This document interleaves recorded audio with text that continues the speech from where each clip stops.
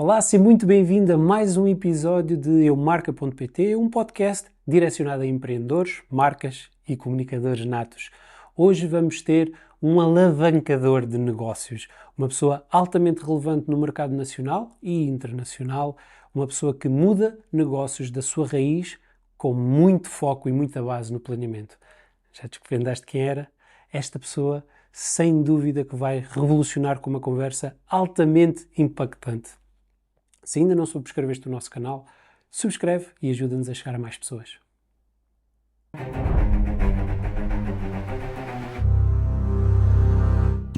Paulo, antes de mais, obrigado por estares aqui, por despenderes o teu tempo e por Nada, é um prazer.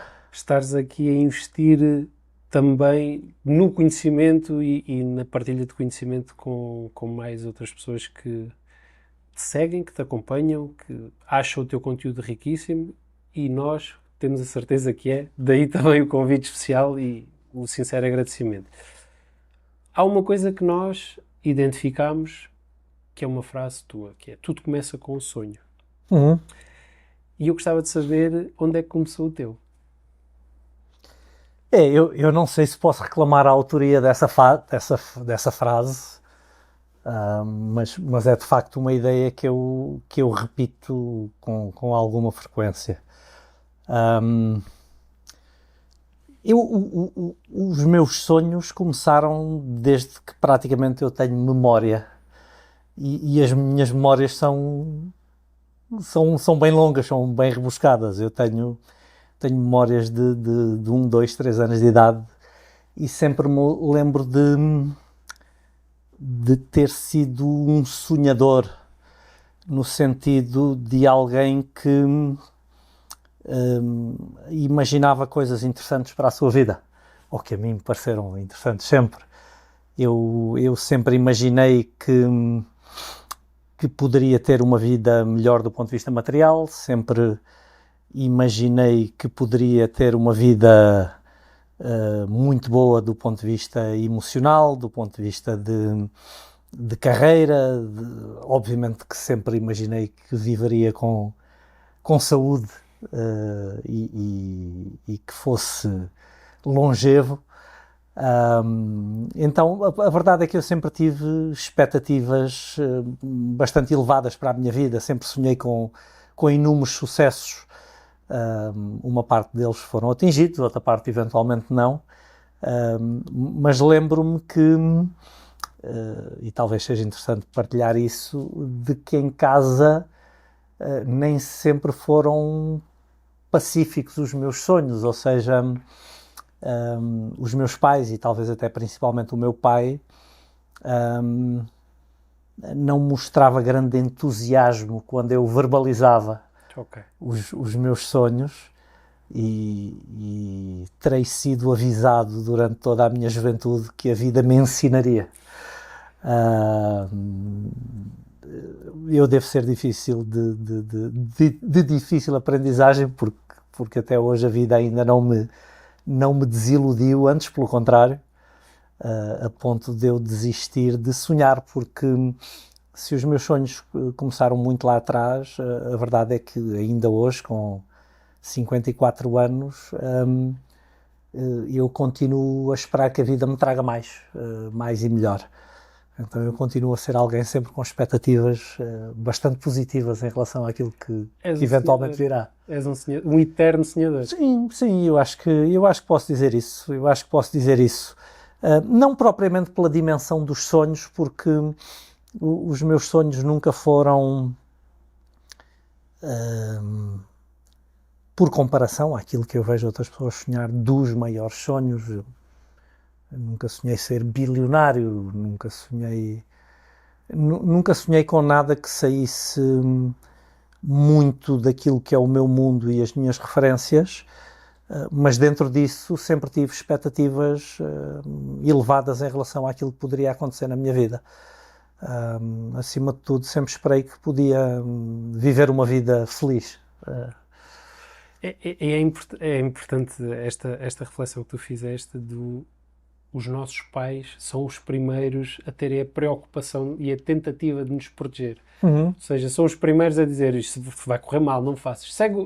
segue o rebanho está aí para ali, porque é que tu queres sair? Mas também, e corrijo-me aqui um bocado na tua experiência, são os primeiros a estar lá também se nós algum dia cairmos fortemente, talvez possam ser dos primeiros a estar lá para nos ajudar.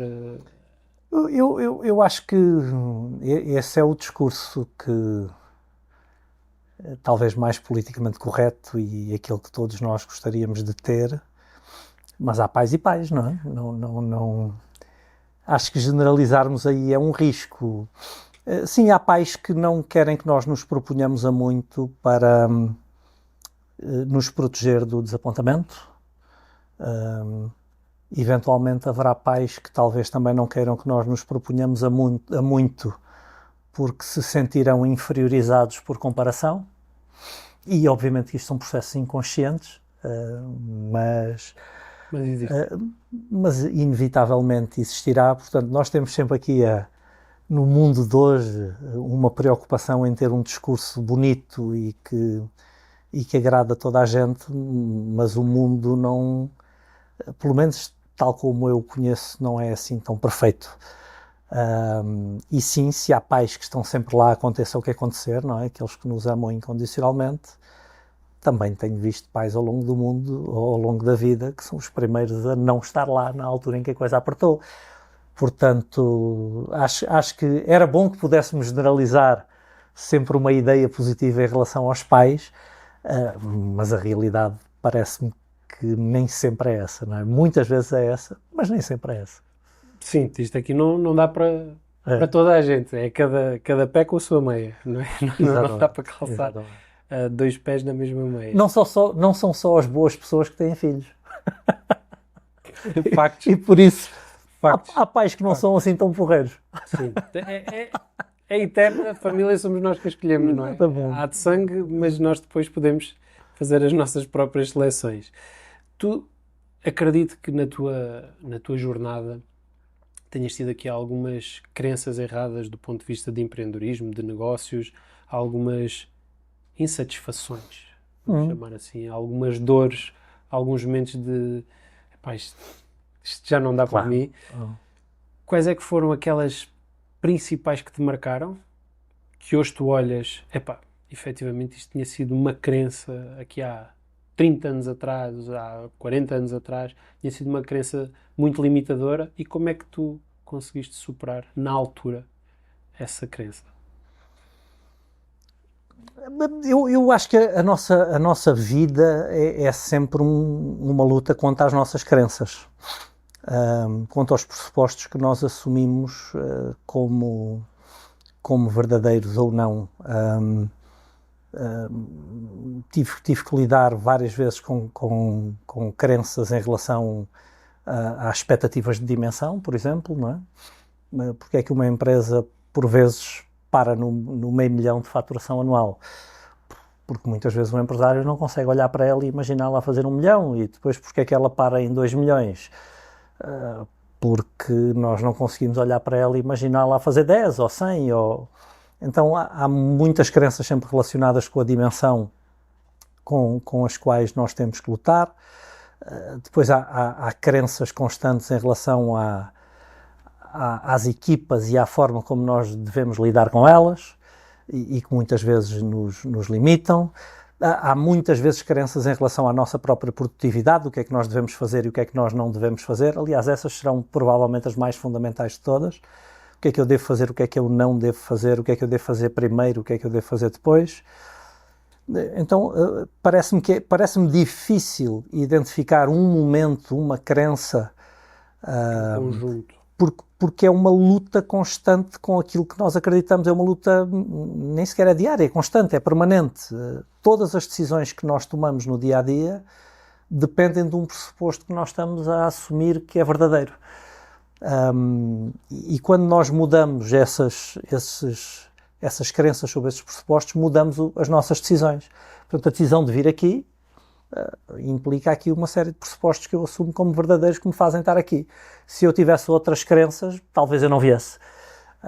Então tudo aquilo que nós escolhemos fazer durante o dia depende disso. Então há aqui uma luta constante em relação àquilo que acreditamos e principalmente em perceber se aquilo que nós acreditamos nos está a ajudar ou nos está a travar de alguma forma, porque há crenças que te ajudam e há crenças que dificultam.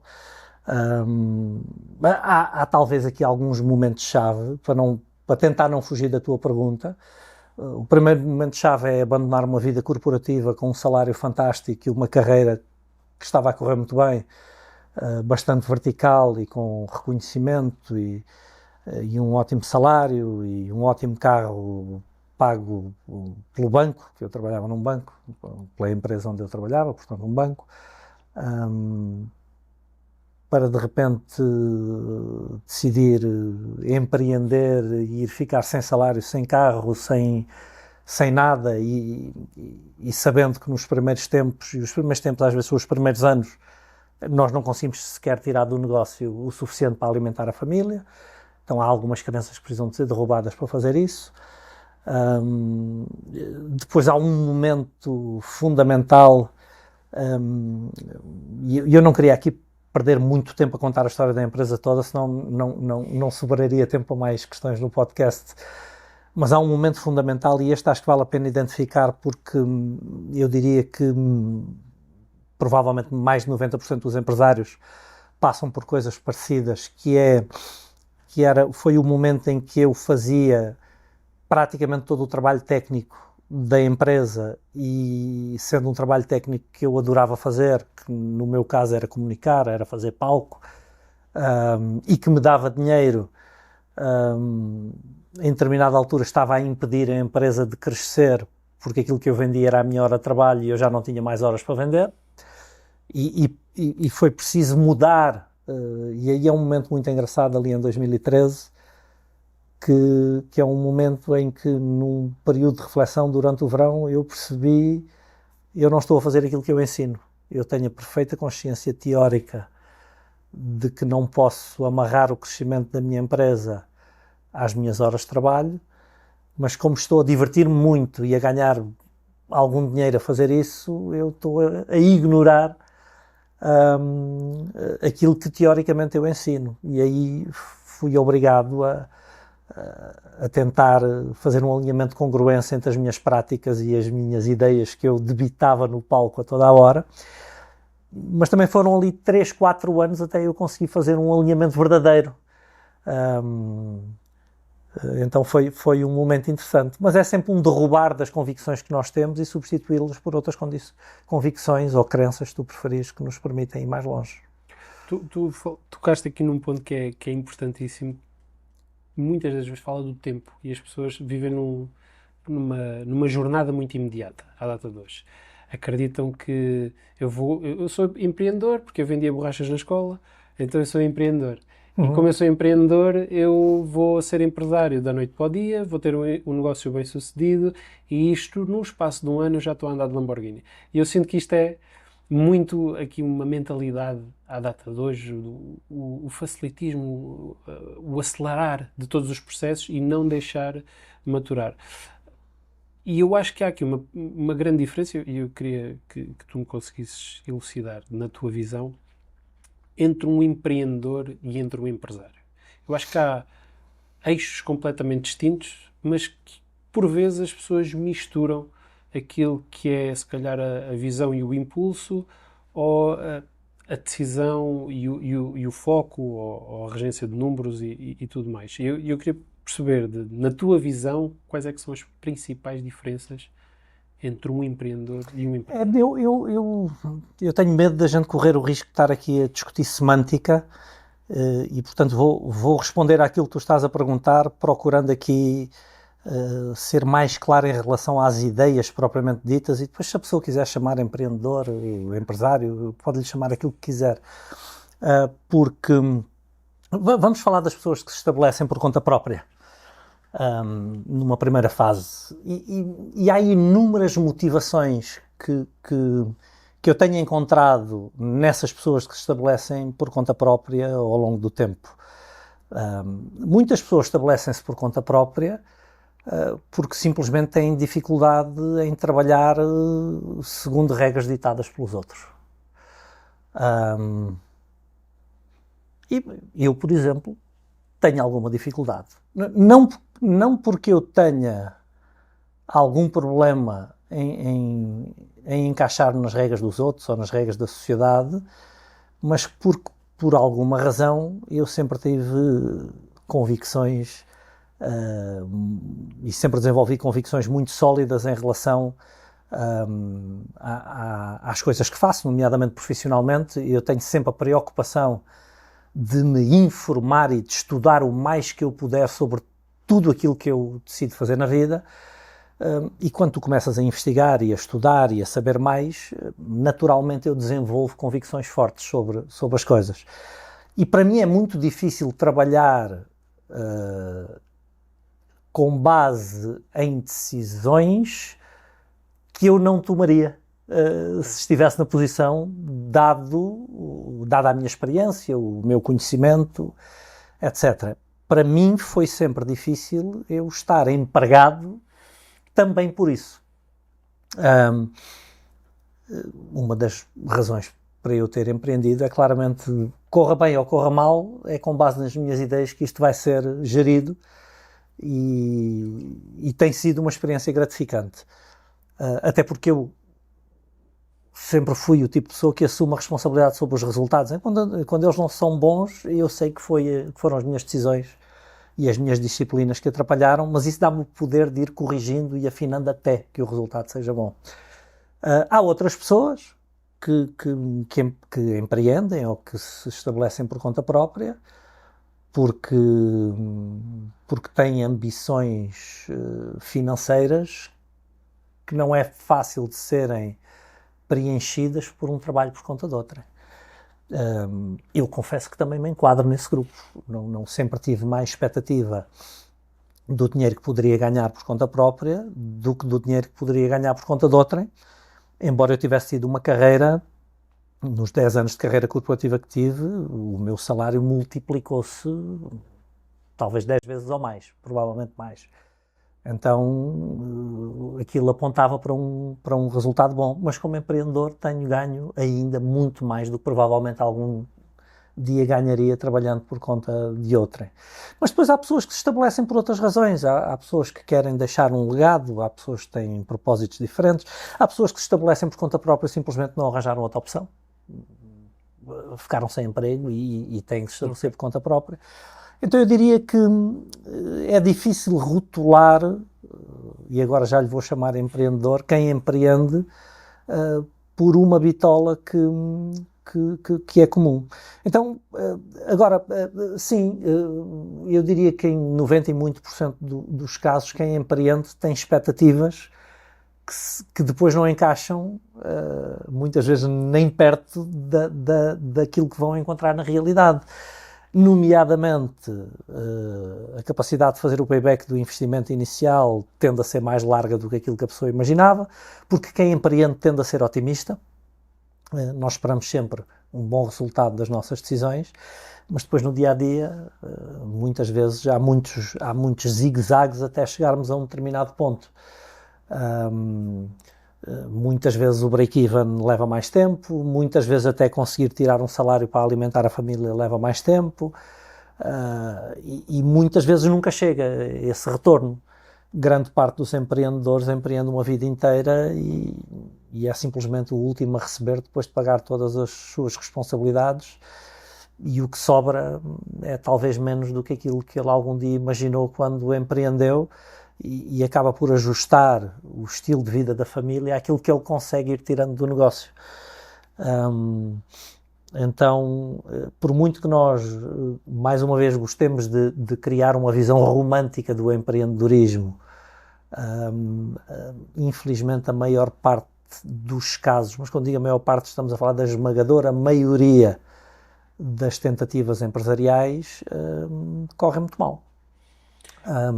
E os números internacionais, publicados em mais do que um lugar, apontam para 40% das empresas falirem no primeiro ano de atividade, 80% das empresas falirem nos primeiros 5 anos de atividade e 96% das empresas falirem nos primeiros 10 anos de atividade. Sobram 4% ao fim de 10 anos. E estes 4% sobram, sobrevivem. Não quer dizer que prosperem. Talvez prosperem 2%. 2 em cada 100 projetos empresariais. Os outros pagam-se. Não, nem isso. Não, os outros 2. Os outros 2%. Mas os 96 nem isso. Os outros 2%. Os 96 nem isso. Portanto, isto do empreendedorismo tem muito que se lhe diga, não é? Tem muito que se lhe diga.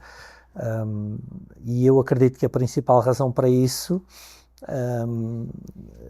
é porque nem sempre o empresário entende que quando se estabelece por conta própria, para além de dominar o trabalho técnico que ele tem que dominar na área de atividade que ele escolhe, ele tem que se tornar também um gestor da empresa. E a maior parte das pessoas que se estabelece por conta própria não tem a mais pequena noção de gestão, infelizmente. Estamos a falar de não saberem sequer ler o resultado do jogo. A maior parte dos empresários não sabe ler a demonstração de resultados, não sabe ler um balanço, não sabe ler uma demonstração. A maior parte nem sabe o que é uma demonstração de fluxo de caixa. E é a mesma coisa que eu tentar jogar um jogo cujo resultado eu não entendo nem sei ler. E não entendo como é que as minhas escolhas e as minhas decisões e o meu esforço diário se vai traduzir nesse mesmo resultado. Portanto, a visão romântica também precisa de ser desmistificada. E com isto eu não estou, obviamente, aqui a tentar, de alguma maneira, colocar água na cerveja das pessoas e dizer para não empreender. Para mim tem sido, eventualmente, a experiência mais gratificante que eu poderia ter na vida. Aquilo que eu estou a tentar alertar é, se vai meter nisso, faça como deve ser. Eu não posso tentar voar um avião sem fazer um curso de piloto, não posso tentar operar uma pessoa sem estudar medicina, não posso tentar defender alguém em tribunal se eu não estudar direito, não posso fazer uma ponte se eu não for engenheiro. Se eu decidir ser empresário ou empreendedor, eu também tenho que estudar aquilo que vou fazer, aquilo que vai ser o meu dia-a-dia, aquilo que vai pôr comida em casa onde está a minha família. E, portanto, é para além do fazer, há um trabalho de aprender que muitas vezes é esquecido. Esquecem-se da parte do conhecimento. E eu passei por isso também. Passei por isso, de no início ser muito, cá está, muito romântico, é o que te faz feliz, vamos embora. Tinhas uma profissão boa, um salário bom, um carro, está tudo ok. Isto agora é empreender. Agora é que eu vou ser feliz. E depois foi aquele sorriso com lágrimas. Há pessoas que empreendem a achar que vão trabalhar menos do que trabalhavam por conta de outrem, quando quase sempre é exatamente o contrário. Eu durante os primeiros 6 ou 7 anos como empreendedor, nunca cheguei sequer perto do retorno mensal que eu tinha como trabalhador por conta de outrem. Nem perto, ou seja, foi um sacrifício muito grande para a minha família, a maluqueira de eu me ter decidido tornar empreendedor em determinada altura da minha vida, porque nós tivemos que ajustar durante 6 ou 7 anos o nosso estilo de vida àquilo que eu ia conseguindo ir tirando da empresa, até depois chegar a um tipping point em que as coisas de facto melhoraram e hoje felizmente os números são outros. Mas mesmo assim, deixa-me só concluir porque é importante. Mesmo assim, que é outra coisa que os empresários esquecem com muita frequência, eu sei que o inverno vem aí. Porque nenhum verão dura para sempre. Então é muito importante, no momento em que as coisas correm bem, nós prepararmos-nos para o momento em que elas corram menos bem ou até que corram mal. Eu costumo falar muito da filosofia da formiga por comparação à da cigarra. Nós ouvimos as fábulas e contamos-las aos nossos filhos e a maior parte das pessoas pensa na cigarra e na formiga como o trabalhador e o preguiçoso. Também é, mas é muito mais do que isso. É alguém que tem uma consciência de longo prazo e alguém que só procura gratificação imediata. alguém que acha que se hoje está bem vai estar sempre bem e alguém que sabe que o inverno vem aí. Então a formiga tem a filosofia de não apenas nunca desiste, não apenas é imparável, como está sempre a preparar o momento seguinte. A cigarra só procura a gratificação imediata e pensa, se hoje está bom, isto vai ficar sempre bom. E eu vejo isso muito nas empresas. Não, agora estamos a faturar muito, estamos a gerar lucro, tenho dinheiro no bolso, já guio um BMW, já vou de férias não sei para onde, já estou a construir uma vivenda e isto agora vai ser sempre assim. Não vai. O inverno vem aí. Até porque... Não sei quando, nem quão duro vai ser, mas eu sei que vem.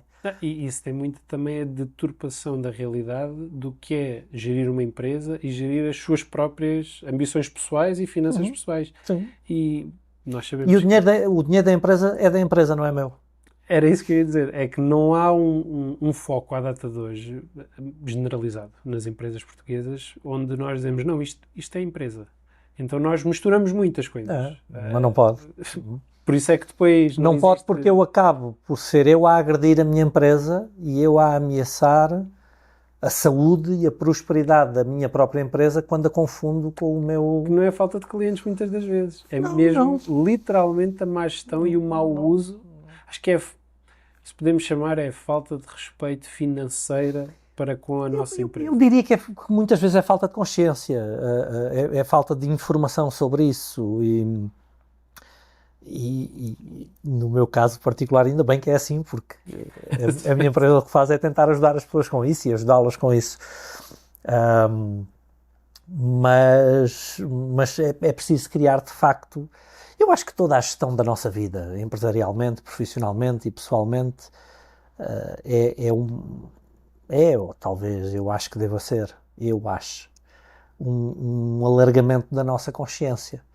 Nós irmos entendendo cada vez melhor aquilo que acontece à nossa volta para podermos fazer as melhores escolhas possíveis em relação à forma de respondermos a isso e de lidarmos com isso. E isso acho que é verdade para tudo. Por base na tua experiência, o que é que tem limitado mais os empresários a nível de crescimento? Ou seja, aquilo que os limita e torna-os criadores de nanoempresas mal geridas? Bom,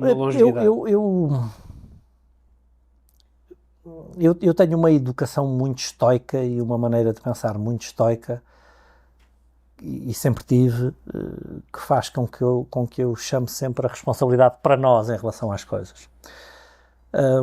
Mas à medida que o tempo vai passando, o estoicismo torna-se muitas vezes uma filosofia que não explica a totalidade das coisas que acontecem, exatamente porque é só aquela do arregaça as mancas, lida com isso e resolve. E às vezes há fatores sobre os quais não temos controlo e que nos atrapalham bastante. Nomeadamente, eu acho que nós na Europa, neste momento, vivemos num ambiente político-económico que não é minimamente favorável ao empreendedorismo e ao crescimento empresarial e, por consequência, infelizmente, ao crescimento económico. Porque o crescimento económico de um país deriva diretamente do crescimento económico das empresas que estão sediadas nesse país. Nós criámos um ambiente de sobre-regulação de todos os ambientes em que as empresas fazem negócios e criámos um sistema fiscal absolutamente sufocante para o empresário, com consequências depois muitíssimo nefastas, até nas condições salariais que esses empresários podem dar a quem trabalha para si. Porque a realidade às vezes tento explicar as coisas da forma mais simples possível. Se eu for camponês, semear, colher, vender aquilo que preciso para alimentar a minha família, e o Estado vier e levar toda a semente, ou uma parte muito importante da semente que me sobrou, a minha capacidade de voltar a semear no ciclo seguinte é muito menor, porque me levaram a semente que eu tinha para voltar a semear. As empresas é exatamente igual. A semente é o fluxo de caixa operacional, não é? Se as pessoas quiserem pensar no lucro, embora o fluxo de caixa operacional tecnicamente seja mais correto, mas só para ser mais fácil a quem for um pouquinho menos sofisticado financeiramente, se me levam o percentual que o Estado leva do lucro às empresas que estão a atuar, as empresas ficam com a sua capacidade de reinvestir esse lucro muito reduzida. E o crescimento de uma empresa é exatamente a capacidade de reinvestir o lucro, tal como eu explicava há pouco com o camponês.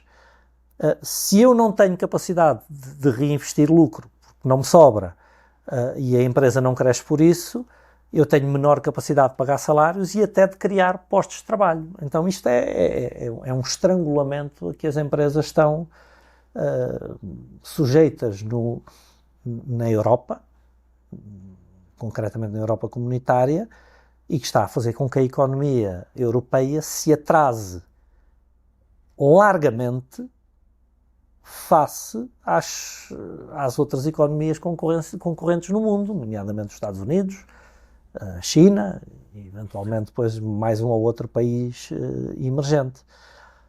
E eu acho que esse é um problema muito complicado que nós temos agora, porque não é só o imposto sobre rendimento, é todo o imposto sobre, são os IVAs, é todos os impostos sobre depois aquilo que a empresa é obrigada a consumir, aquilo que o empresário precisa tirar para si, todos os impostos pagos em nome dos colaboradores e ainda mais a segurança social. Nós estamos a falar de um rombo brutal no lucro que é gerado pela empresa. Ou seja, a maior parte da semente que sobra acaba por ficar, direto ou indiretamente, para o Estado. Mas para além disso, e voltando agora à forma mais estoica de ver o problema, obviamente que há muitas limitações por parte do empresário também. Eu diria que a primeira grande limitação vem exatamente da primeira pergunta que tu me fizeste. A incapacidade de imaginar um futuro muito melhor do que aquilo que é o presente.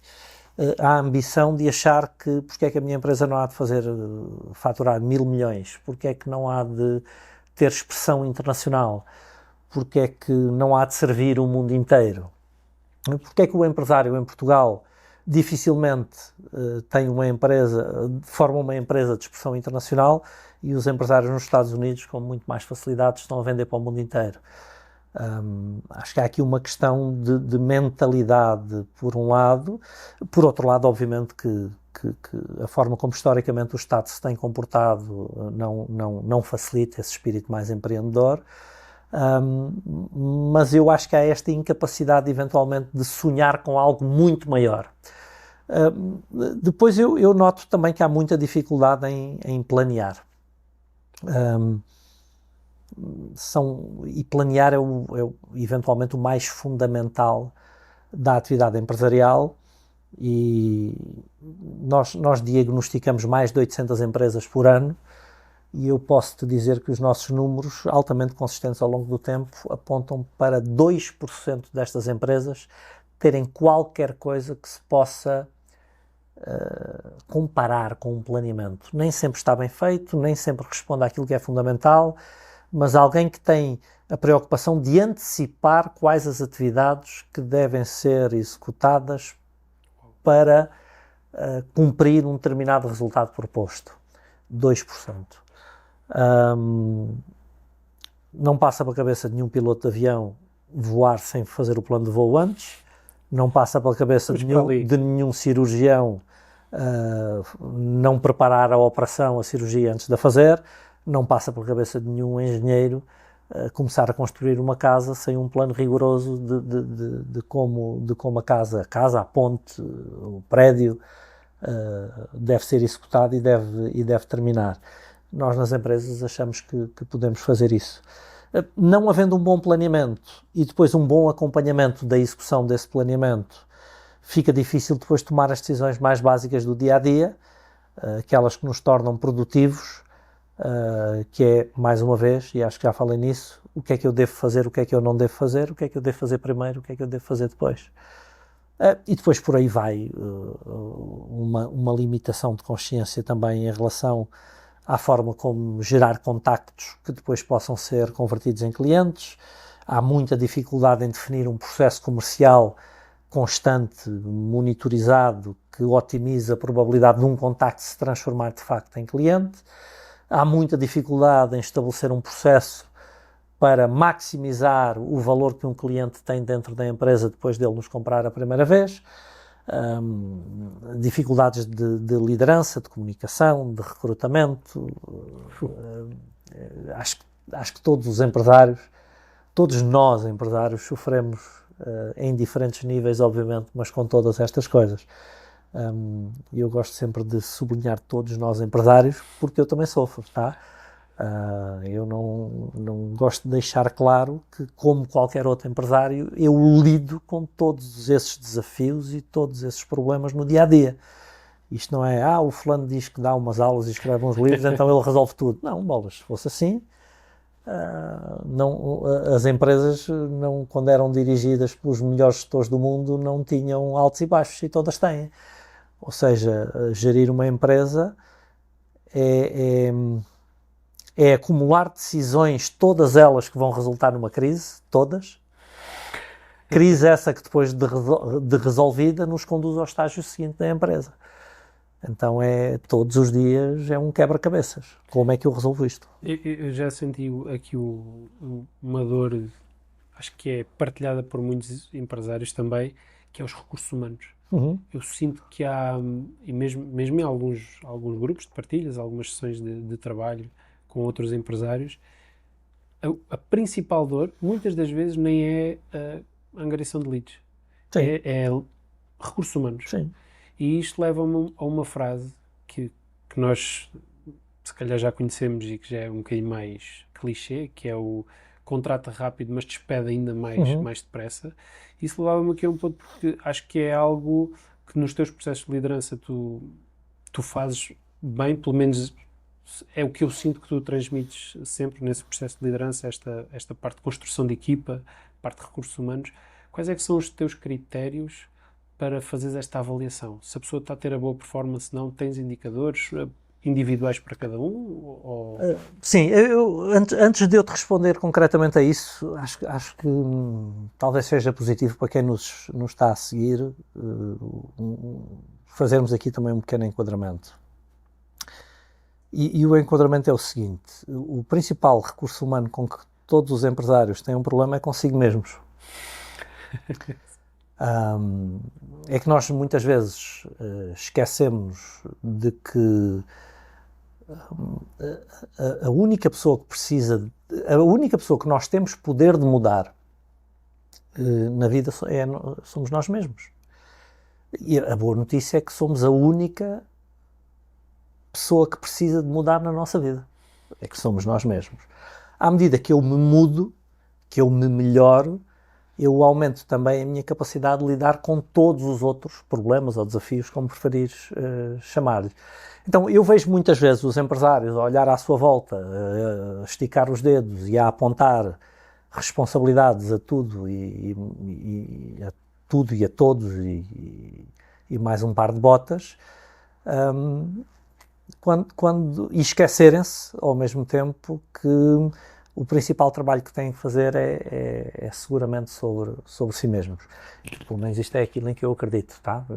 Eu admito que as pessoas tenham ideias divergentes da minha. Cada um com as suas crenças. Exatamente. Eu acredito nisso. E eu sempre encontrei solução para os desafios da minha empresa procurando dentro de mim, nunca nos meus colaboradores. Agora, trabalhar e encontrar soluções dentro de mim também significa assumir a responsabilidade de usar todas as ferramentas que eu tenho à minha disposição. E como empresário eu tenho várias. Tenho o recrutamento e é onde nós tendemos a começar por errar. porque na maior parte das PME a gente contrata a primeira pessoa que aparece. Precisamos de alguém para fazer não sei o quê. Alguém conhece? E há um que diz, o cunhado da minha prima é um gajo porreiríssimo e até está desempregado. Tirou um curso. Manda aí, sim, ele parece que já fez isso, tirou um curso. Manda lá vir o homem, ver se ele consegue começar na segunda-feira. E contratamos a primeira pessoa que aparece. Ser muito rigoroso no processo de recrutamento é absolutamente crítico. E mesmo assim vamos nos enganar muitas vezes. Agora imagina se não formos disciplinados e rigorosos. Outra das ferramentas que eu tenho à minha disposição é o treino. Eu preciso de treinar as pessoas para que elas desempenhem bem as missões. Se eu contrato as pessoas, mas elas não são treinadas ou não estão treinadas ou não evoluem constantemente, eu vou ter um problema. Mas também preciso, para além do treino, de ter processos ou sistemas que elas utilizem para terem produtividade. Então também me cabe a mim criar esses processos. Também há outra ferramenta que nós não podemos esquecer, que é a possibilidade de libertar a pessoa para que ela procure uma outra solução profissional para a sua carreira, quando de facto nós chegamos ao ponto de entender que ela não tem condições para continuar connosco. Então há várias ferramentas que nós temos à nossa disposição. Aquilo que nós tentamos ensinar é que as coisas sejam o mais rigorosas e o mais profissionais possível. Sim, ser muito claro para a pessoa que é contratada, não apenas quais são as suas funções, mas quais são os resultados esperados do seu trabalho. E isso é-lhe apresentado no recrutamento. A sua função vai ser esta, os resultados que nós esperamos disto são estes, aquilo que nós temos para lhe dar é isto. Acha que é capaz? Depois é sermos capazes de recrutar alguém que de facto tem capacidade para executar aquilo, não apenas formação, mas atitude, personalidade, filosofia de vida, para se enquadrar na nossa empresa e aparecer com aquele resultado, com aqueles recursos. Depois termos uma forma de monitorizar não apenas o resultado da pessoa, mas a sua atividade. Porque nós olhamos para o resultado e tendemos a esquecer que a atividade também precisa de ser monitorizada, porque é ao monitorizar a atividade que eu entendo porque é que o resultado aparece ou não aparece. Então precisamos dessa ajuda. E feedback constante em relação à atividade e ao resultado, para que a pessoa perceba se precisa de fazer afinações. Ainda assim, depois há muitos casos em que a coisa não resulta. E quando nós entendemos que não há outra solução, às vezes é preciso deixar ir a pessoa. Sim, e se calhar enquadra-se mais até noutra empresa, com outros objetivos, claro, com outras... Onde as suas competências e a sua forma de estar na vida sejam mais bem recebidas ou mais valorizadas, ou que se adaptem melhor. E isso parte também aqui de um ponto que é muito a cultura da empresa. Porque a essência da pessoa tem que casar também com a cultura Totalmente. que a empresa tem.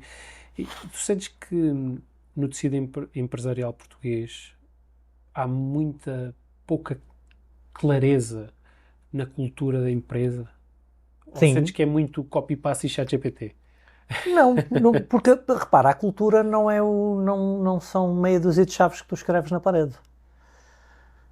A cultura são as regras comportamentais, muitas vezes não escritas. Quais são os hábitos de comportamento que as pessoas têm naquele ambiente, que pode estar em linha ou não com aquilo que se escreveu na parede. Quando se escreve os pontos de cultura, os valores na parede, é para tentar ajudar as pessoas a alinharem-se com aquelas regras.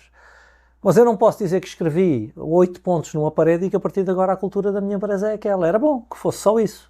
A cultura da empresa é aquilo que eu arbitro diariamente. E isto que eu disse agora é muito importante.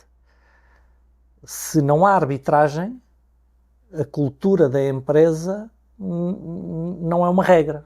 É apenas uma sugestão. É um evento. Aconteceu. Eu gostava que vocês se comportassem assim, mas se não se comportarem, está tudo bem, porque eu não arbitro. Em nenhum momento dou feedback quando o comportamento não está alinhado com aquilo.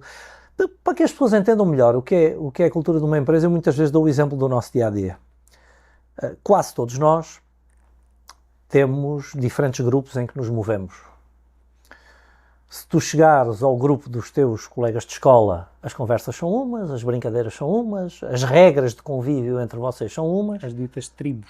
Exatamente. Se fores, não sei que ambientes mais tu frequentas, mas se fores para os colegas profissionais, provavelmente as conversas são outras, os hábitos são outros, riem de coisas diferentes. Quando chegamos a casa, à nossa família, a cultura é outra, as regras são outras. A pessoa não chega à casa e não se comporta da mesma maneira que se comportava com os amigos de infância. Mas não é a mesma pessoa. É a mesma pessoa, mas as regras de comportamento em casa são umas, as conversas são umas, a gente ri-se de umas coisas, a gente faz umas coisas, com os amigos são outras. Ou seja, nós temos uma plasticidade comportamental que se adapta em cada um dos grupos onde nós circulamos. São regras que não estão escritas, mas é o ambiente daquele grupo em que nós decidimos encaixar. Quando num grupo chega uma pessoa que não ri daquelas coisas, não brinca com aquelas coisas, não tem aqueles hábitos comportamentais, não aceita aquele registro de comunicação, o que é que acontece nesse grupo?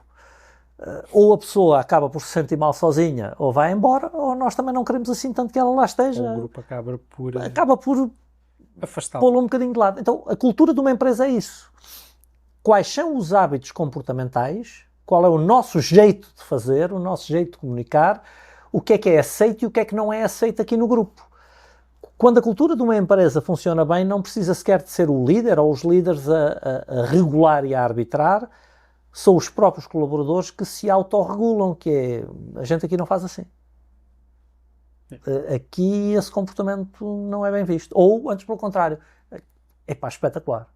Aqui isso é o tipo de coisa que nós valorizamos e que nós gostamos de ver. Ou seja, é o deve fazer e o não deve fazer. Então, se em todos os grupos se cria quase que naturalmente uma cultura, nas empresas também se cria. A questão é que, na maior parte das pequenas empresas, essa cultura não está a ser criada de acordo com aquilo que o empresário entende que devem ser as regras comportamentais para produzir um resultado. Muitas vezes são as regras comportamentais para ele se sentir bem, não para produzir um resultado, e muitas vezes ele não definiu sequer quais são as regras, então estabeleceram-se regras por inércia. E quando não é o empresário a definir essas regras, é o grupo a autodefini-las, só que tendem, muito importante tendem a ser regras que não privilegiam um resultado coletivo, privilegiam uma zona de conforto. Porquê? Porque nós somos seres humanos e se nos deixarem soltos do anzol, sem accountability, não é? Sem prestação de contas, nós sentimos-nos mais confortáveis. Então acabamos por definir regras que não puxam assim tanto por nós. Até porque a maior parte das pessoas não ambiciona mais do que a média. Então são regras que nos protegem exatamente do desconforto de perseguirmos resultados acima da média, para os quais são necessárias disciplinas acima da média. Se não for o empresário de alguma maneira a puxar por esses princípios, é difícil que no grupo haja o tipo de pessoas que as autodefinam sozinhas. Sim, e a partir do momento em que não é a estrutura que puxa a régua para cima, o nosso cérebro tem duas funções, não é? É o sentir-se confortável e não ir para o desconforto e proteger-se. Para garantir longevidade. Reparem que eu não estou aqui a dizer que as pessoas estão erradas. Não, estou a tentar entender qual é, na natureza humana, a motivação que conduz a este status quo. E, portanto, como empresário, como líder, seja numa empresa, seja onde quer que essa liderança se estabeleça, o líder é sempre aquele que levanta a fasquia. É sempre aquele que tem expectativas mais altas. É um bocado aqui a pessoa que também sonha, não é? Porque o sonho também acaba por elevar um bocadinho aqui a régua. Repara, nenhum de nós vai seguir alguém que espera para si mesmo menos do que nós esperamos para nós mesmos. Se eu sou um fulano que gosta de ter 10 mil euros no banco, eu não vou passar a seguir um fulano que tem só 1000. no que respeita às decisões financeiras. Se eu olho para um fulano e acho que ele se veste pior do que eu não vou segui-lo na forma de vestir. Ou seja, nós não nos inspiramos a seguir alguém a quem nós reconhecemos padrões inferiores ao nosso. As pessoas que nós seguimos, seja em que área da nossa vida for, são aqueles que têm sempre um padrão um pouquinho mais elevado. Epá, eu gosto da forma como ele se veste. Vou tentar dar aqui, comprar um polo como ele comprou, ou um sapato como ele tem, olha como ele ajeita o cabelo, vou tentar seguir aquilo. Este fulano tem uma vida melhor do que a minha financeiramente. Deixa lá ver que decisões é que ele tomou, porque eu também gostava de ter aquela vida. Ou aquele fulano está mais em forma, não é? Olha o cabedal que o gajo tem, eu também gostava. Não vou seguir alguém que eu olhe e diga, este fulano está em pior estado do que eu, não é? Pô, ele está muito pior. Deixa-me lá comer 50 hambúrgueres para eu ficar igual a ele. Não, nós tendemos sempre a seguir alguém a quem nós reconhecemos um padrão superior, uma expectativa superior. Então são essas pessoas que nos mobilizam a procurar um bocadinho mais.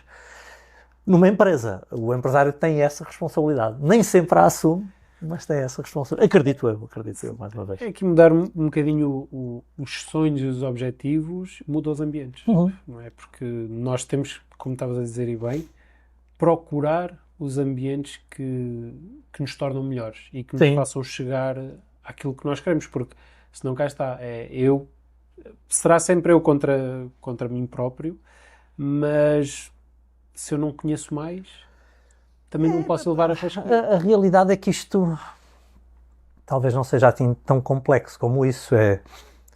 Se eu quero resultados melhores do que aqueles que eu tenho, seja em que área for da minha vida, seja na área financeira, na área da saúde e da forma física, na área dos relacionamentos, seja em que área eu esteja à procura de melhorar os meus resultados, há um princípio fundamental. Eu tenho que mudar as minhas disciplinas, os meus hábitos. Porque o resultado que eu tenho decorre diretamente dos meus hábitos naquela área. Então não há como eu mudar o resultado se eu mantiver os mesmos hábitos. A questão é, como é que eu mudo os meus hábitos? Bom, nós criamos os nossos hábitos de uma forma relativamente simples, que foi por observação, imitação e repetição. Nós criamos os nossos hábitos por hipnose. Ou seja, hipnose significa aprender sem perceber que aprendeu. Então, nós criamos todos os nossos hábitos a observar o comportamento de outras pessoas e a repetir esse comportamento um determinado número de vezes até que ele se torne um comportamento automático. Então, para eu mudar esses meus hábitos, eu preciso de observar, imitar e repetir comportamentos diferentes de outras pessoas. O que é isso? Mudar o ambiente. Preciso de mudar com pessoas diferentes, preciso de ler, eventualmente, livros diferentes, frequentar escolas diferentes, ver vídeos diferentes, ver coisas diferentes na televisão, ou não ver sequer televisão. Ou seja, é nos estímulos, nas referências que eu tenho à minha volta, que eu vou, de alguma maneira, cristalizar um determinado comportamento que me permite depois mudar os meus resultados. O que eu não acredito que seja possível é simplesmente esperar que o trânsito dos planetas mude ou que saia a carta dos peixes no tarot cigano, esperando que as coisas melhorem. E isto porque a minha forma de ver a vida, mais uma vez, usando o exemplo de semear e colher, a forma como eu aprendi a ver o mundo e como eu ainda hoje o enxergo, é de que se eu estou a colher feijão, foi feijão que eu semeei. A mim ninguém me convence que semeou ervilhas e que aquilo que está a colher é feijão. Então, se o resultado é feijão, a disciplina foi feijão. Se eu quero ervilha, eu tenho que mudar a disciplina, tenho que mudar a sementeira. Isto é bíblico, não é? Eu não sou religioso, mas isto é bíblico. E na filosofia penso que terá sido Sócrates o primeiro a falar sobre isto, tanto que chama-se a lei socrática da causalidade, é que no mundo aparentemente nada vem de geração espontânea, tudo são efeitos com causas bem determinadas a montante. Pode ser mais ou menos fácil despistar as causas, mas elas existem, não é? As coisas não aparecem do nada. Há sempre uma justificação para as coisas. Sim. E é engraçado tu falares, porque eu tinha aqui uma nota dos feijões e das alfaces. Porque é algo que eu me recordo perfeitamente de uma formação que eu acompanhei, tu online, e tu falaste da plantação das alfaces. Ou seja, não há forma de nós termos alfaces se dermos a dose toda de água, a dose toda de sol e a dose toda de adubo naquele dia para colher a alface que precisa de 30 dias de maturação para crescer. São as tais disciplinas, não é? E a minha pergunta vai muito... Eu não te quero pôr do ponto de vista agricultor. Atenção. Não, até porque eu não percebo nada de agricultura. Eu sou neto de agricultor, mas não percebo nada. Mas qual é que é, e eu acho que já acabaste também aqui por responder, a plantação certa para um negócio de sucesso, não é? O que é que nós temos que plantar para ter aqui uma framework de sucesso? São já 22 anos, se eu não estou em erro, a tentar despistar esse mapa, não é? E eu acredito que o tenho relativamente claro, dentro daquilo que nós controlamos, pelo menos, tá? Então, eu acho que já passei por aí na nossa conversa. Primeira coisa, capacidade de antecipar quais as disciplinas que devem ser executadas para produzir um determinado resultado. Usando uma forma mais simples de dizer isto, planear. Eu acho que é a base de tudo.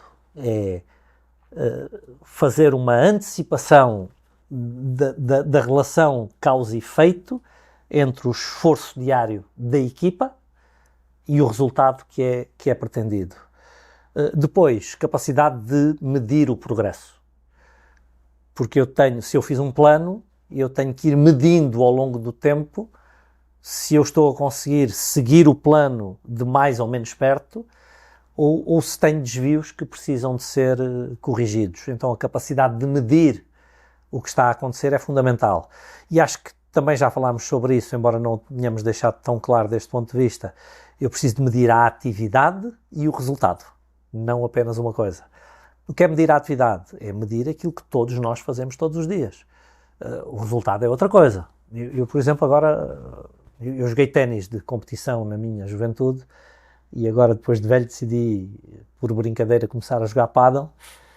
Só que eu não sei fazer nada por brincadeira e aquilo que começou por ser uma brincadeira tem-se vindo a tornar uma coisa relativamente séria, dentro daquilo que é possível ser sério, como veterano, não é? Mas a preocupação de tentar ganhar o máximo de jogos possível, de jogar campeonatos federados e tentar subir o mais possível no ranking, mas eu não posso acompanhar o meu progresso só pelo ranking, porque eu tenho que comparar o resultado, que é o ranking, e os resultados nos torneios, com as minhas atividades diárias em relação ao pádel. Então eu disciplino nos treinos para poder ser efetivo em competição. Então eu preparo os meus treinos todas as semanas, treinos de competição, treino só de técnica, treino de tática, e decido que vou bater 1500 bolas hoje de manhã, e que terça-feira tenho, ou sei lá, neste caso quarta-feira tenho que bater mais 1500, e que na quinta tenho que fazer um jogo, porque na sexta vai haver torneio. Então eu tenho que acompanhar o treino que me conduz depois ao resultado em competição.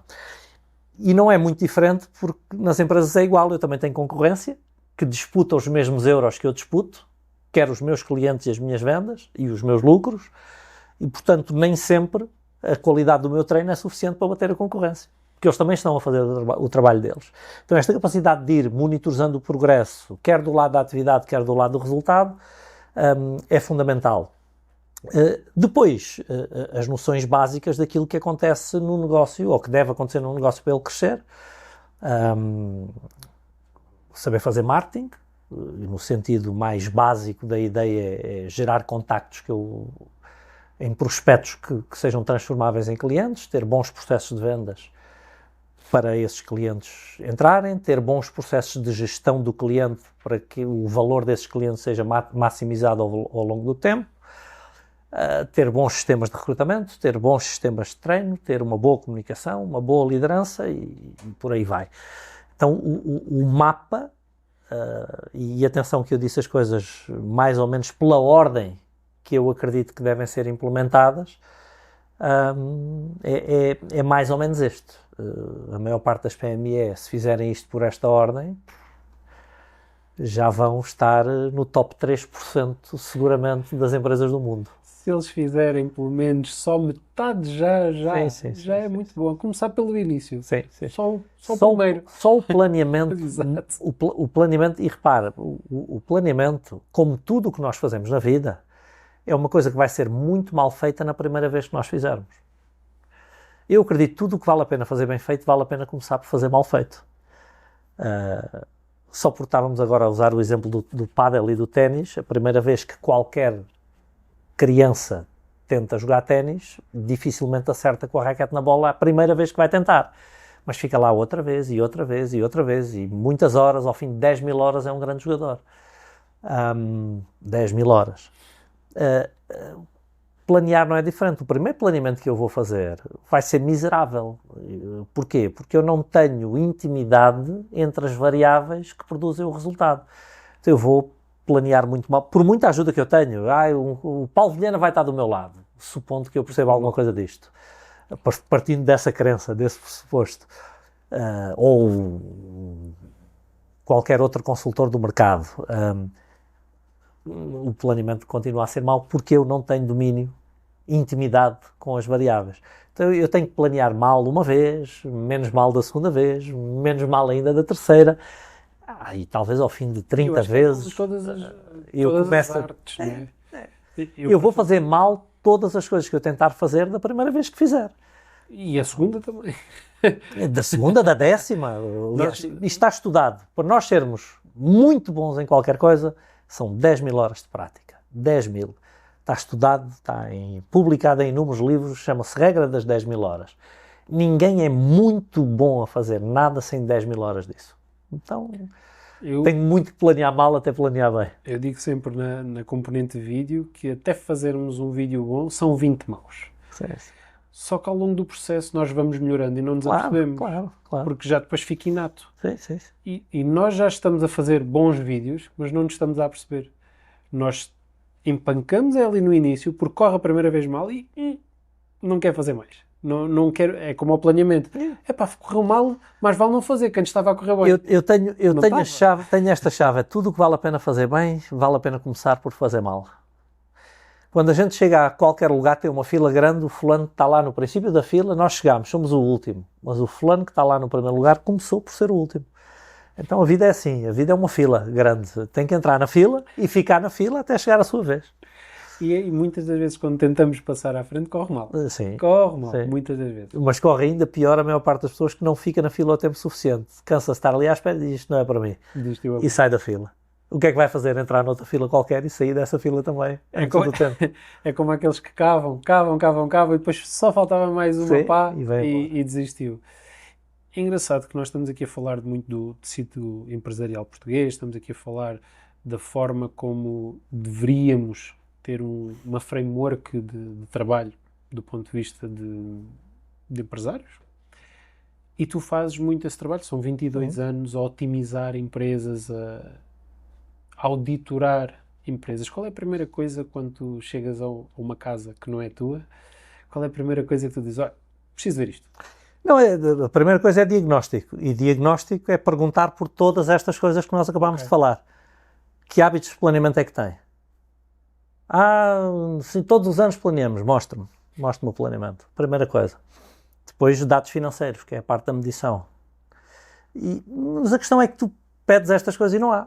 Mostre-me o planeamento. Não há planeamento. Então, mas disse-me que fazia. Não, nós todos os anos definimos objetivos. Isso não é planeamento. Os dados financeiros, para vermos qual é o resultado. Porque quando nós temos muita prática com negócios, nós podemos olhar para o resultado e intuir o que está a montante do resultado. E quanto maior a intimidade com a indústria em que o cliente se mover, maior a nossa capacidade de intuir isso. Então, muitas vezes a gente já lá vai com estes números, deve estar a falhar isto. Ou pelo menos devemos ter estrangulamentos aqui, aqui e ali. E depois vamos perguntando sobre isso. Então a primeira fase é sempre diagnóstico, mas planeamento quase nunca está feito, acompanhamento de resultados quase nunca está feito, monitorização da atividade quase nunca está feito. Consequentemente, não havendo estas coisas, não há uma boa gestão do tempo. O marketing, a maior parte das pequenas e médias empresas não faz marketing. As que fazem um marketing que não está feito para gerar vendas ou para gerar contactos. Podes dizer. Sim, não está. Pode ser cá de fora. A maior parte das empresas ou não faz, ou o que faz, mais valia que muitas vezes não fizesse, porque só estão a gastar dinheiro. Não há uma boa consciência do marketing, não há bons processos comerciais. Às vezes é o empresário que tem muito jeito para vender e que tem uma boa rede de relações e acaba por vender, ou tem lá um bom vendedor que se mexe sozinho. Mas depende muito disso, de haver uma ou duas pessoas que conseguem vender, porque raramente há um bom processo comercial definido e que possa ser estimulado de uma forma consistente. O recrutamento costuma ser muitíssimo amador, o treino costuma ser muitíssimo amador. Quando existe? Processos tende a não haver, a comunicação tende a não ser boa, então são todas essas coisas. É começar na primeira pergunta e depois daí para baixo é ir cavando. Menos. E, engraçado, tu falaste aqui de um ponto que foi: nós muitas das vezes, só por uma demonstração financeira, conseguimos supor, identificar que possa haver ali um estrangulamento ao outro. Quando tu olhas para uma demonstração financeira, qual é que é um ou outro ponto que tu olhes para tentar identificar a saúde de uma empresa? Bem, isso vai depender um bocadinho das áreas de negócio, mas há as coisas básicas. Em primeiro lugar, tentar olhar para as margens de lucro e compará-las com aquelas que são as margens premium da indústria. Imagina que uma indústria, tradicionalmente, as melhores empresas dessa indústria geram uma margem de 10% e esta está a gerar só 5%. Portanto, está a trabalhar a metade da capacidade dos seus melhores concorrentes. Gera sempre um comparativo. Portanto, a parte das margens é uma parte fundamental. E depois das margens nós podemos ir atacar do lado das vendas e do lado dos custos. Dentro dos custos vamos isolar as principais classes de custos, obviamente, tentar perceber como é que estamos em termos de custos de pessoal face aos estándares da indústria, qual é a percentagem dos custos de mercadorias ou de matéria-prima face aos estándares da indústria, qual a percentagem de FSEs face aos estándares da indústria, como é que estamos em relação a custos financeiros, amortizações. Portanto, aí verem todas as classes de custos, comparar com os estándares da indústria, perceber o que é que há aqui para ajustar imediatamente, continuar a comparar em termos de prazos médios de pagamento, prazos médios de recebimento, prazos médios de stock, como é que compara com a indústria, portanto já entrando no balanço e não apenas na demonstração de resultados. E isto só assim numa primeira análise inicial é comparar o básico em termos de margens e de fluxo de caixa com aquilo que são os padrões das melhores empresas da indústria. A partir daí já nos dá uma intuição grande de onde nós podemos ajustar. E só aí os resultados são inacreditáveis, porque há empresas a triplicar, a quadriplicar o lucro simplesmente porque têm um descontrolo entre custos e vendas, e muitas nas vendas é a capacidade de definir o preço. Nem é se estão a vender muito ou a vender pouco, não sabem precificar o que estão a vender. Outras vezes nós percebemos que a empresa até faz um trabalho razoável na parte das vendas e no controle dos custos, e isto então acontece muitíssimo, tem muito pouca consciência da capacidade de gerar fluxo de caixa operacional, então tem descontrole nos pagamentos, nos recebimentos e nos estoques. Então há aqui, eu diria que algumas alavancas-chave onde nós já vamos diretamente, sem entrar sequer em grandes complexidades financeiras, só para ir à procura de libertar mais margem e mais fluxo de caixa. E os impactos costumam ser muitíssimo altos. Pois, acredito. E até porque vocês fazem um trabalho que a maior parte dos gestores não faz, que nem olham para o panorama atual do mercado. Sim. E eles não sabem quanto dinheiro é que há em cima da mesa. E isso é muito engraçado. Na parte do fluxo de caixa, então, é horrível. A maior parte das pessoas não entende fluxo de caixa. Aliás, é típica a conversa no final do ano com o contabilista, do contabilista dizer, olha, temos aqui estes impostos para pagar. Ele diz, mas como é que eu tenho impostos para pagar se eu não tenho dinheiro? Onde é que está esse lucro? Está esse lucro aí na demonstração de resultados? Onde é que ele está na empresa? Porque o dinheiro não está na conta. Claro que não. Ou está na conta do cliente ou está no seu estoque. Ou às vezes até na conta do fornecedor, porque ele paga cedo demais. Há falta de percepção. Sim. E há falta de clareza acerca dos números. Não é, mais uma vez, é aquilo que já falámos, não há consciência. Se eu não sei ler o marcador e não sei como se produz o resultado, eu não consigo tomar as decisões adequadas a fazer o melhor resultado possível. Nós às vezes falamos das regras do jogo. Acho que é já uma frase muito, muito badalada, que é as regras do jogo. As regras do jogo são simples, nós temos é que lê-las para jogar. Mas onde é que nós vamos lê-las? Onde é que, na tua opinião, porque muitas das vezes... As regras do meu jogo eu tenho que as criar. Sem dúvida. A questão é que para eu criar regras que me ajudem a produzir um determinado resultado, eu preciso ter consciência de que jogo é que estou a jogar. E o problema é esse. A maior parte dos empresários não tem claro como se forma o resultado do jogo. Imagina eu ir jogar qualquer jogo, cartas, ténis, pádel, futebol, o que for, e eu não sei como é que se fazem pontos. Eu não sei como é que eu marco pontos. Se eu não sei como é que eu marco pontos, como é que eu vou ganhar o jogo? Isto faz-me passar aqui por uma parte de ensino que eu acredito que nós também estamos muito standardizados em Portugal, na metodologia de ensino, aquilo que nós chamamos os mestrados, os MBAs em Portugal, e eu sinto que tem não digo uma pouca aplicabilidade prática, mas sinto que há muita teoria e poucas mãos na massa. O que faz com que às vezes nós tenhamos a ambição de eu vou fazer este caminho, vou-me licenciar em gestão de empresas, vou tirar um mestrado em gestão de empresas, vou fazer um MBA em gestão de empresas ou whatever, e depois não consigo aplicar na prática. Há aqui alguma forma de acelerar este processo? Eu sei que há os consultores, há tudo mais, mas também há falta de conhecimento por quem está a fazer o caminho inicial. Bom, estudar não nos faz mal nenhum, hein? Antes pelo contrário. Nada contra, atenção, nada contra. Ir à universidade e estudar não nos faz mal nenhum. Agora, a universidade tende a privilegiar o pensamento complexo. E os professores universitários tendem a tirar um gozo especial do pensamento complexo, e eu diria que de alguma forma associam, talvez, em alguns casos pelo menos, o seu próprio valor à complexidade académica com quem eles são capazes de lidar.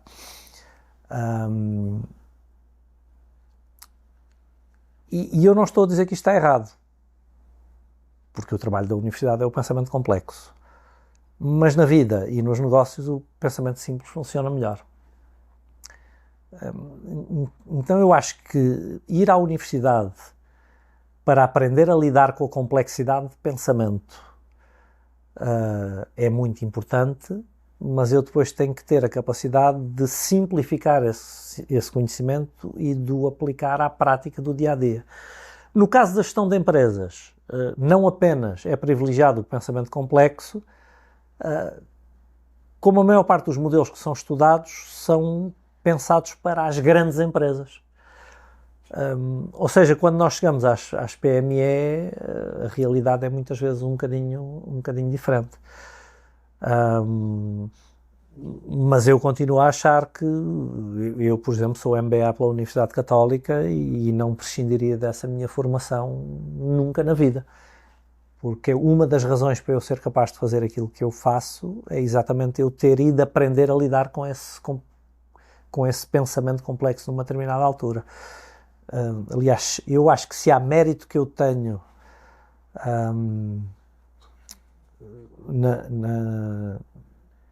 na minha vida profissional foi exatamente a minha capacidade de pegar nesse pensamento complexo, nessa complexidade, e a simplificar para a tornar acessível à maior parte dos nossos clientes e das empresas com que nós lidamos e que acompanhamos e que ajudamos.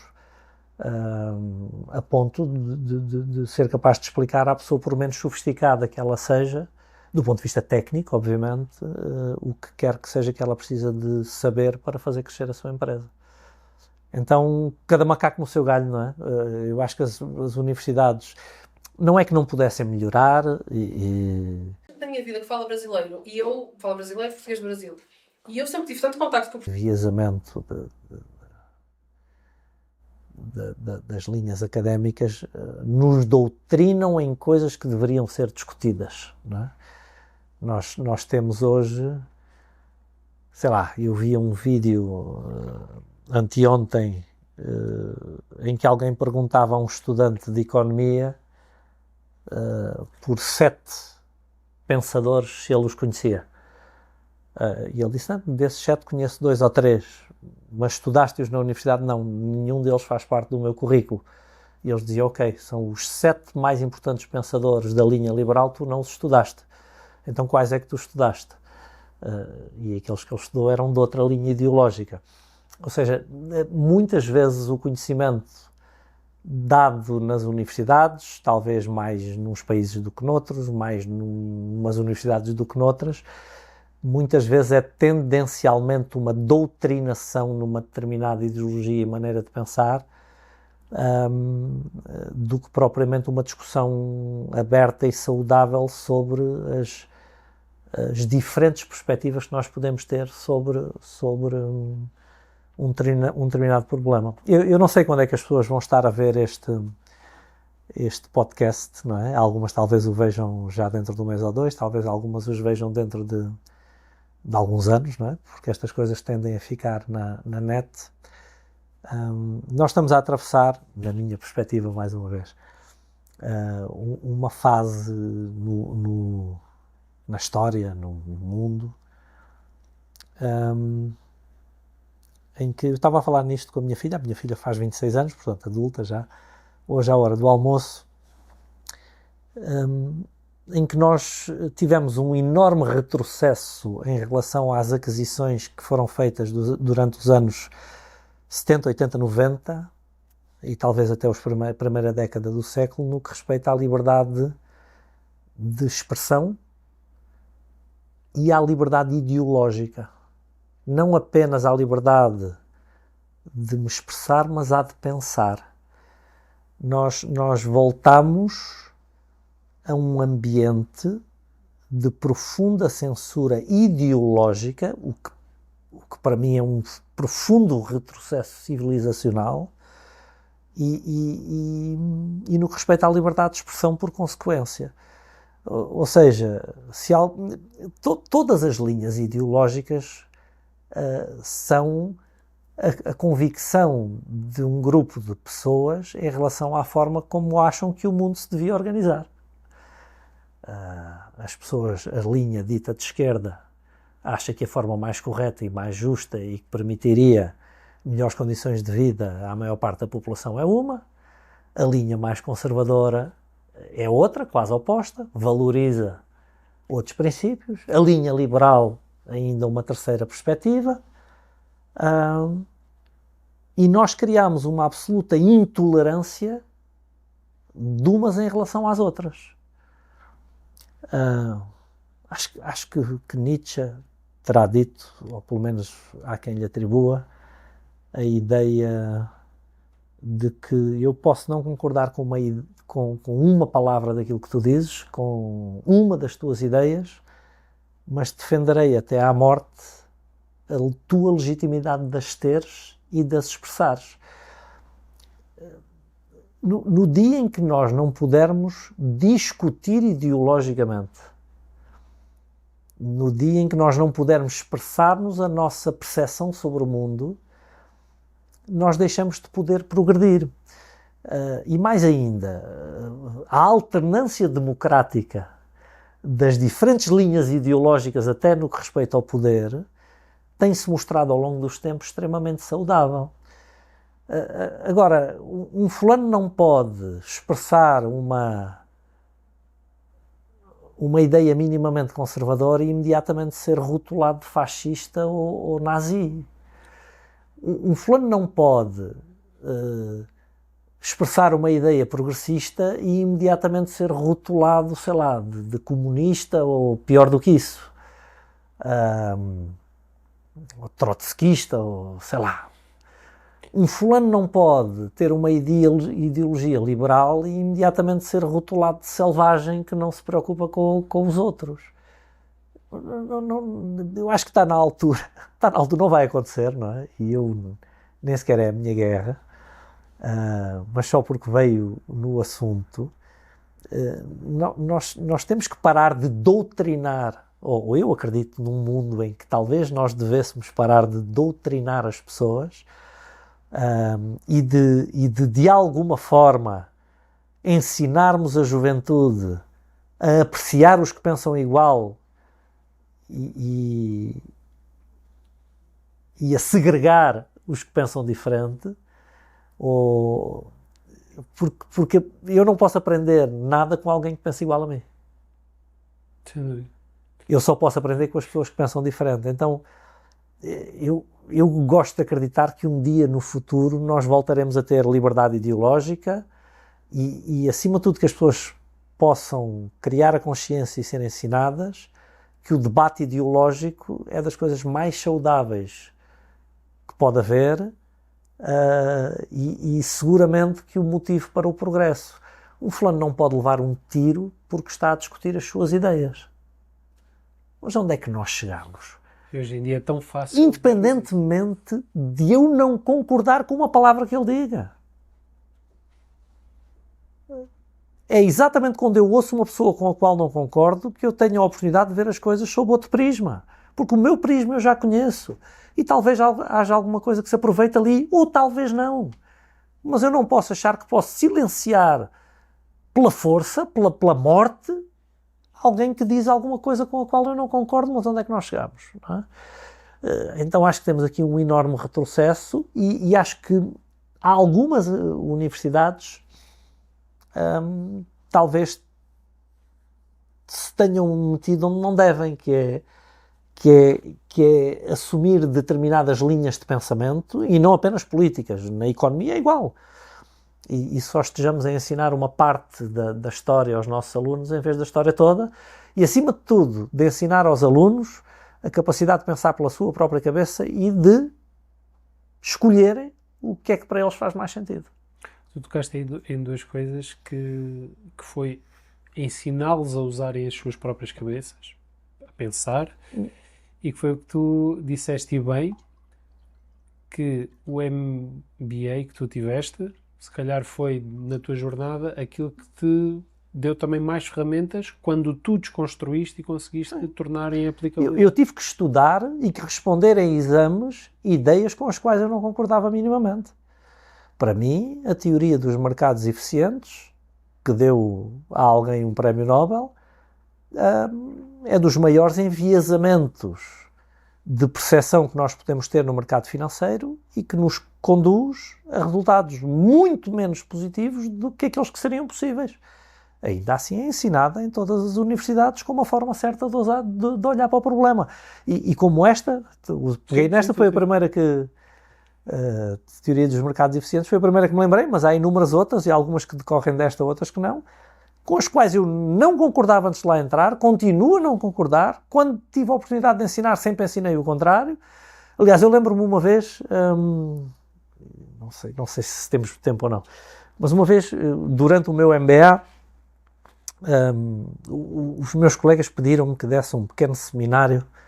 Foi uma altura que nós entendemos ali que alguns de nós tinham expertise em determinadas áreas e resolvemos dar seminários a nós mesmos. Então a turma organizava-se e ouvia um de nós falar sobre um tema com o qual tinha trabalhado e no qual poderia ser mais proeficiente que os outros.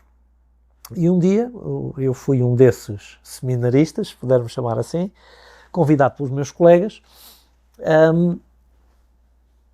e durante a minha intervenção eu vi entrar na aula um professor. No fundo da sala entrou e foi-se sentar lá ao fundo. E era um professor que era professor do MBA, mas por acaso não tinha sido meu professor. Ele era professor de finanças e quando eu fiz finanças não foi ele o professor, foi outro. Ele estava a dar à mesma turma, mas no trimestre seguinte. E ele sentou-se e esteve lá e tomou notas, e eu até pensei, o que é que este fulano quer daqui? Era um fulano praticamente da nossa idade, eu já fiz o meu MBA com 32 anos, ele teria também 30 e poucos. E passado uma semana ou duas, eu estou na cantina a almoçar sozinho, por acaso, com o meu tabuleiro, a almoçar, e vejo o professor também na fila da cantina, esse professor, com o tabuleiro, olha para mim, faz um grande sorriso e pergunta se pode sentar à minha frente. Eu disse, claro que sim, professor, fica à vontade e tal. Só que nós não nos conhecíamos de lado nenhum, eu não tinha sido sequer aluno dele, o assunto que nós tínhamos um com o outro era reduzido, e ele começou a perguntar-me sobre o tal seminário que eu tinha dado e tal, e eu lá lhe fui explicando um bocadinho com aquilo que trabalhava.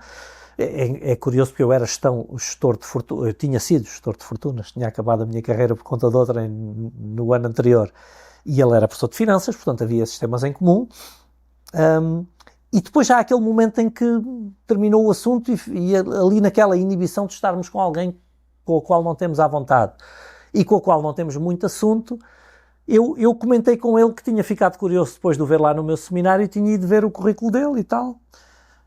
E vi que o professor tem aqui bastante investigação, nomeadamente na área da internacionalização, do professor doutor, não é? Na internacionalização dos investimentos e na diversificação e tal. E ele, é verdade, sim senhor, o que é que você acha? E eu, assim que ele me pergunta isto, percebi, bom, puxei o assunto errado, porque eu não engulo nada disto. Mais uma daquelas coisas, não é? Que aliás decorre da teoria dos mercados eficientes, que eu não subscrevo, mas que é o ensinado em todas as universidades.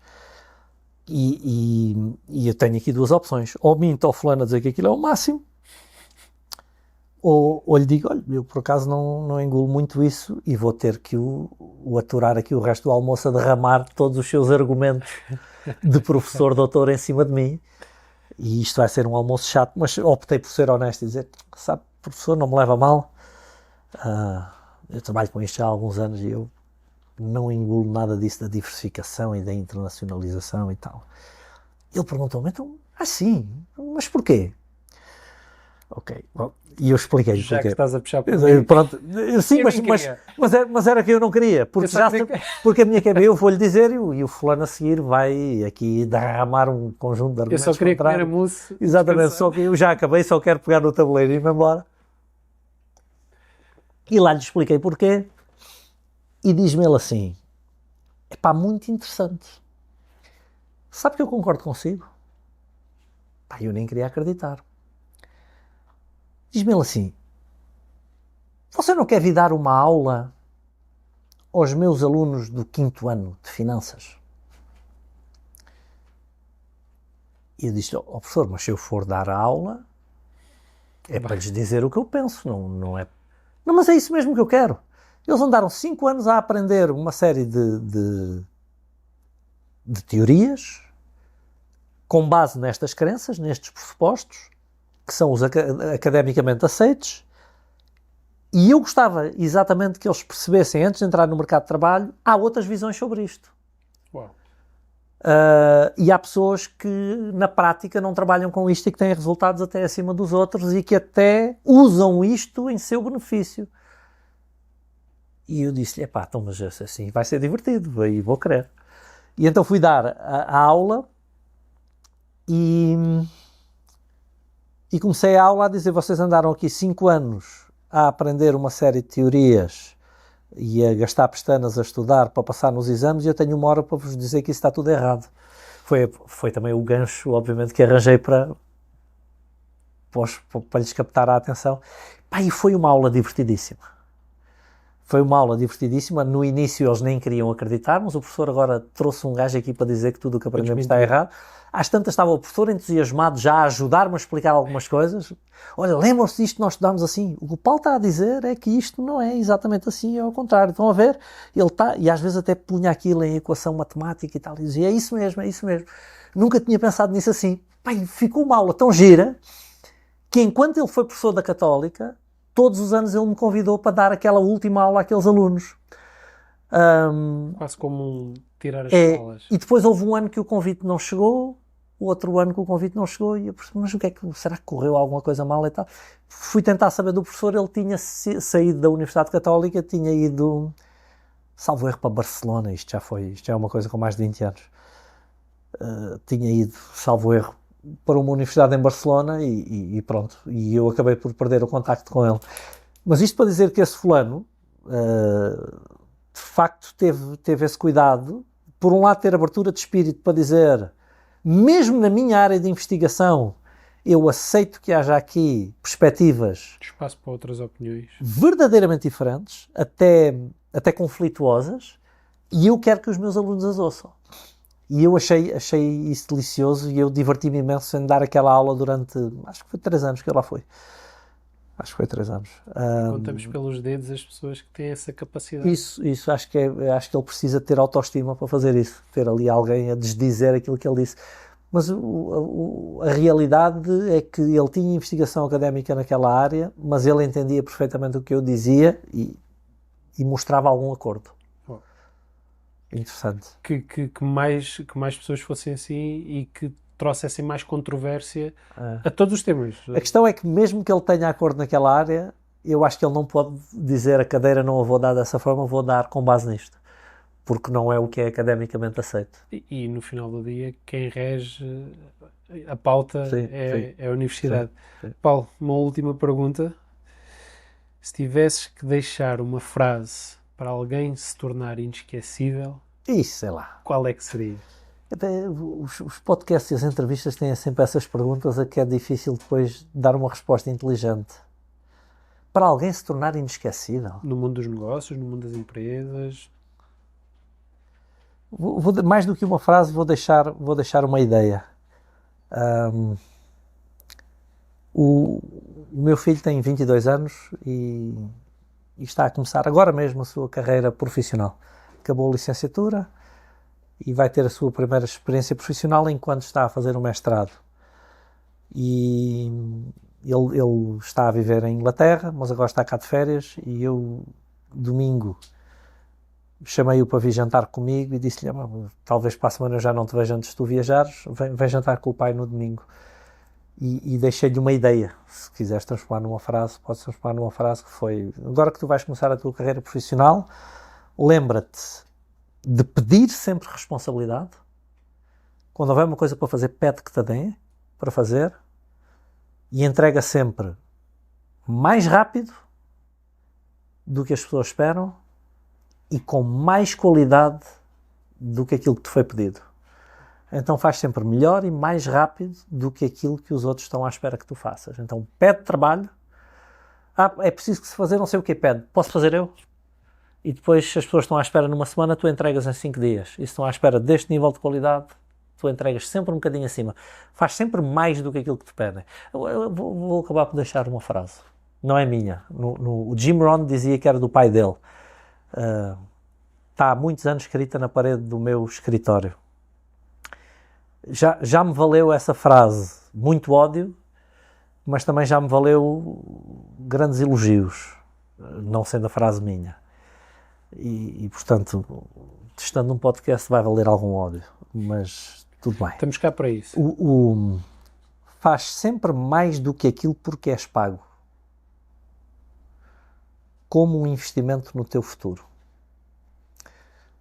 É a ideia exatamente do camponês que cultiva mais do que precisa, porque precisa de semente para voltar a semear no ciclo seguinte.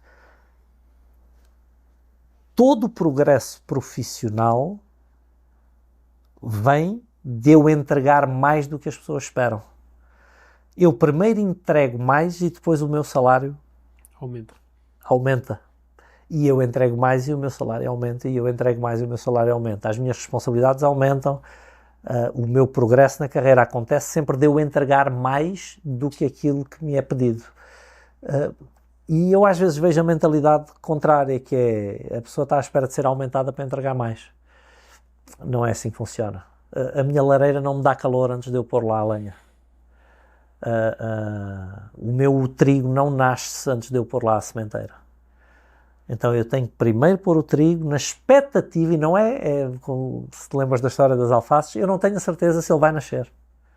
Eu tenho uma probabilidade elevada, a minha experiência diz-me que essa probabilidade tenderá a materializar-se, mas quando eu enterro o trigo, eu não sei se ele vai nascer. Pode acontecer um monte de coisas que façam com que ele não nasça. Então, só com a expectativa dele nascer, eu já faço a sementeira. Fazemos mais do que aquilo porque somos pagos, é a noção que o camponês tem de sementeira. Eu estou a semear a expectativa de um reconhecimento futuro. Eu não tenho a certeza desse reconhecimento. Mas no longo prazo, se eu entregar sempre mais do que aquilo que esperam de mim, coisas muito boas virão seguramente da minha carreira. Probabilidades.